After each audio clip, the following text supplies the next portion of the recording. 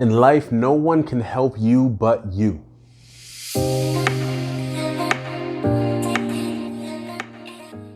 Hey guys, welcome back to Brian Mills International, the #1 personal development company in the world. My name is Brian Mills. If you haven't already, be sure to hit that subscribe button and the bell for notifications so you don't miss any time we post a video here on this channel. We got them every Monday, Wednesday, and Friday. This video, we're going over chapter 5 of As a Man Thinketh by James Allen. If you haven't gotten this book already, what are you waiting for? We've got the link in the description below. You can get a free 30-day trial with Audible and get this book for free. And even if you decide not to continue your subscription, you still get to keep the book as a treat on them. So what are you waiting for? Hit the link in the description below. Start your free trial today. Now, let's get right into the video. Now, chapter 5, guys, is my favorite chapter in this book. Why? Because as I've been saying throughout this entire series, if you've missed any of the videos and the chapter breakdowns, the links will be down in the description below. Go and check them out. Now, chapter 5 is my favorite chapter, Thoughts on Achievement, right? Now, as I've been saying throughout this whole entire series, this book causes you to realize that you are in control. It causes you to no longer be able to put the blame on anything or anyone that has had an effect on your life, because you are the one now that is in control based on the thoughts that you've been thinking or the thoughts that you choose to entertain. Now, this chapter alone is filled with so many things that I feel is so controversial, but there's two specific points that I really want to touch on in this chapter. And if you want further breakdowns, be sure to follow us on Facebook. The link will be down in the description below, as we'll be discussing it on our Facebook page during the week. Now, what I want to touch on is this. Now, let's start off with this. It says that a strong man cannot help a weaker man unless that weaker man is willing to be helped, right? And that alone right there says volumes, because even though a lot of us look for people that are in a position higher than us to help us out, right?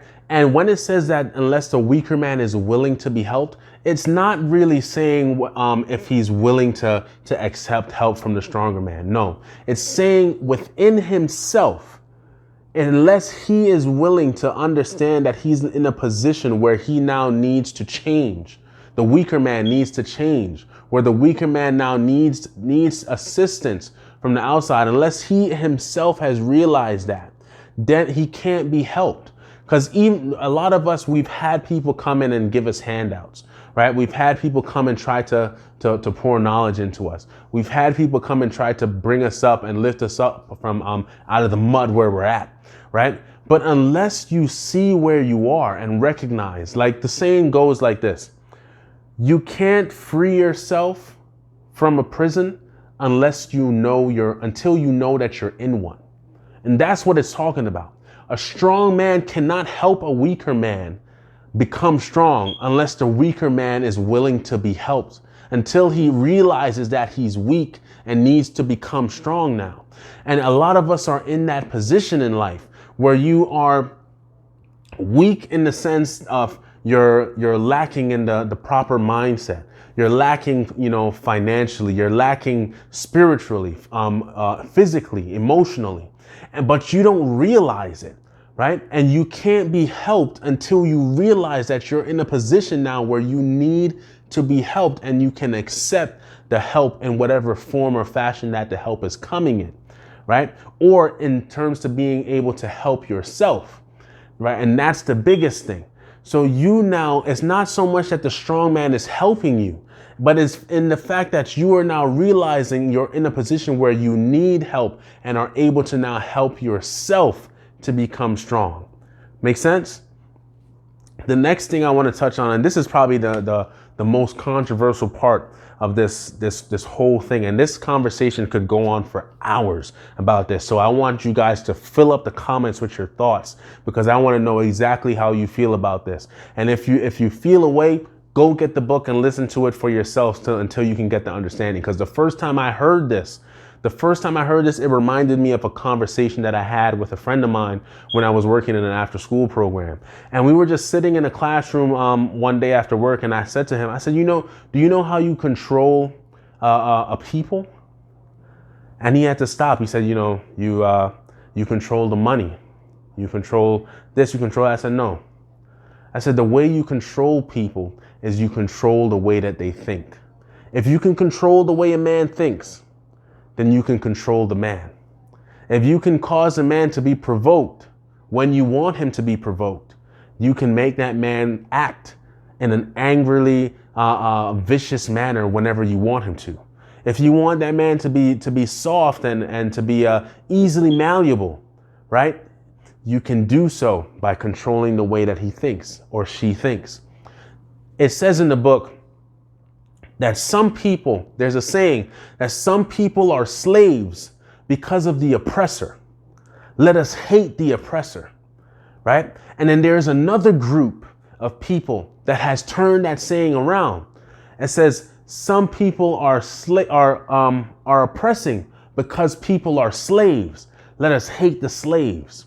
But all in all, the two are actually playing a game with each other. And in the fact that they think that they're harming each other, they're in fact harming themselves. And now here's what it means, right? And I used to think that too. Some people are slaves because they're being oppressed. So let's hate the oppressors. Let's start with that, right? People look at it and say, there are people that are keeping us down. And then, specifically a lot of minorities have said this, not just blacks, but minorities. Anyone that is not white has said this. People are slaves because there's an oppressor keeping us down. Those with the money are keeping us down. Those with the accolades are keeping us down. Those with the access are keeping us down, right? Let's hate those that are oppressing us. Now, here's what I say to that. Right? Even in the times of slavery, here's what I paid attention to when I was in grade school growing up. When I heard stories of people like Frederick Douglass, when I heard stories of people like Martin Luther King, when I heard stories of people like Marcus Garvey, Paul Bogle, and these are some Jamaican national heroes. That's where my family is from. And when I heard stories about people like that, and I said to myself, man, what if all the slaves thought like how they thought? Because even though they might have been in positions where they were shackled, they might have been in positions where they were oppressed, not once did they think like they were slaves, but they thought of themselves as free men until they became so, right? Some of them lived to see it, some of them didn't, but some of them gained their freedom and became a staple in history because of it, or caused the freedom and liberation of others. Now, I look at it again like this. Why hate yes. So I look at it again like this. And this is here how you get to the next saying, where it says, some men are slaves, some men are oppressors because men are slaves, right? Let us hate the slave. So I, started, after I learned that and started looking at those people, I started looking at the ones that were the slaves and said, man, why is your mindset like that? You're a slave because you think that you're a slave. You're keeping yourself down. That's why you're being oppressed by other people that think that they can oppress you. And then I had to say to myself, wait a minute. No, neither side is right. Both sides are wrong, and both sides are inflicting themselves, because the oppressor has a warped mindset that thinks that he's better than the slave. And then the slave has a warped mindset that thinks that he is less than the oppressor. And both of them are operating in a faulty, stinking thinking, which is why they are in the positions that they are in.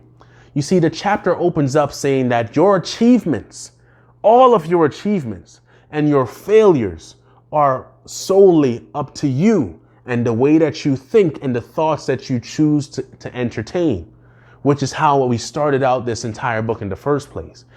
So you see, and as I said, guys, I want y'all to comment down below, fill up the comments, because I want to hear your thoughts about this. What do you think, right? Is the oppressor right, or is the slave right? Is the oppressor wrong, or is the slave wrong? See, and I always thought like this, for people that are out there that want to, that think in the Robin Hood type of mentality, right? Man, you have these wealthy people that are out there and they're paying no taxes, but you got us poor folk that are down here paying crazy amounts of taxes. How is that fair?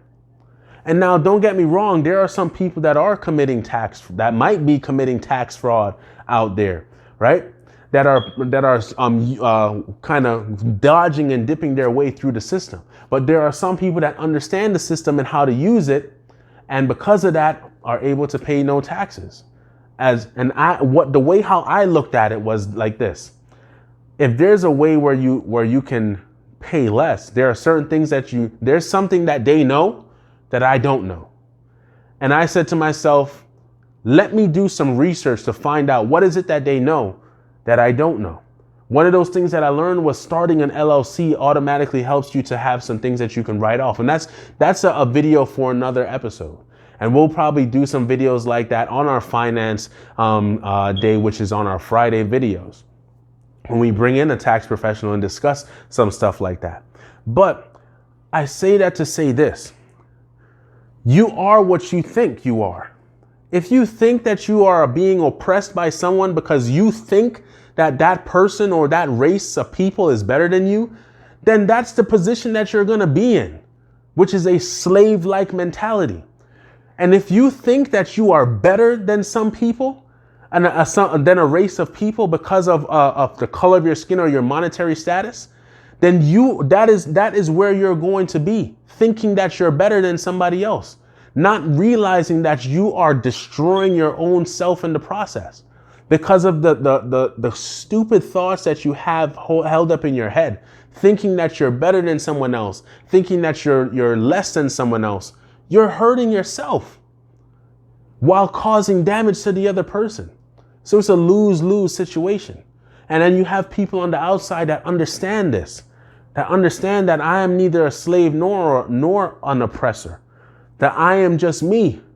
There is no man better than I am. There's no man worse than I am. But every man has the same opportunity to do with his life what he chooses to do with it. And when you realize that, that is when you have truly gained power over your life and control over your life, because you've now changed your thought process. You see, this is a hard pill to swallow because you now are in control. You see, and the only way you can gain that control is by letting go of the things that you felt were holding you back in the first place. You see, it's like, think of it like this. If you've ever been in school and you're racing, right, and you have your hand on the wall and you're waiting for the signal to go off for you to start racing forward, you can't move forward until you've let go of the wall. But until if you continue to have your hand holding on to the wall, how can you expect to move forward in life? The wall in this scenario represents the thoughts that you've been thinking.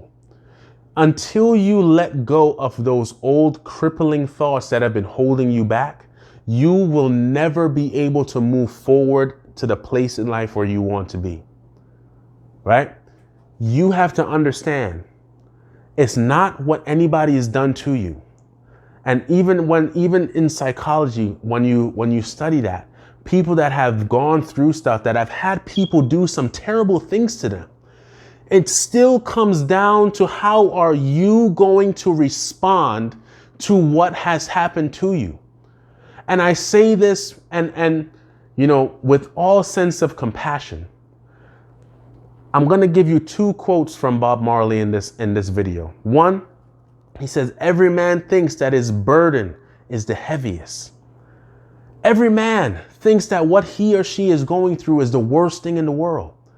There is a motivational speaker, and I can't remember his name right now, but he has no arms and no legs, but he has a family, kids that are of his own loins. He has a family and a wife, and is living a life of his dreams. No arms and no legs. For some of us, you couldn't even imagine going through life like that.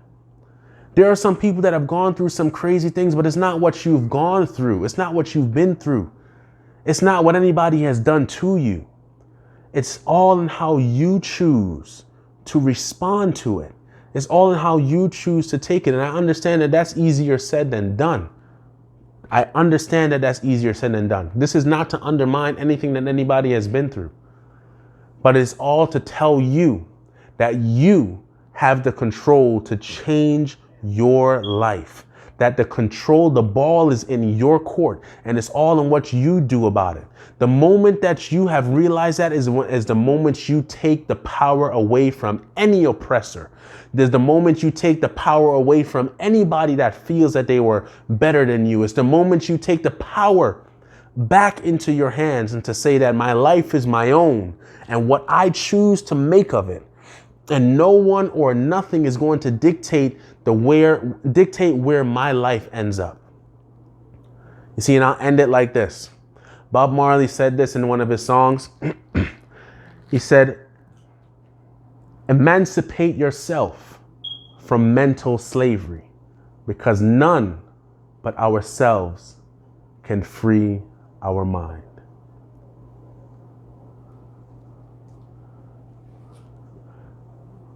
My name is Brian Mills. This is Brian Mills International, the #1 personal development company in the world. Be sure to hit the subscribe button and the bell for notifications. I'll see you guys next week.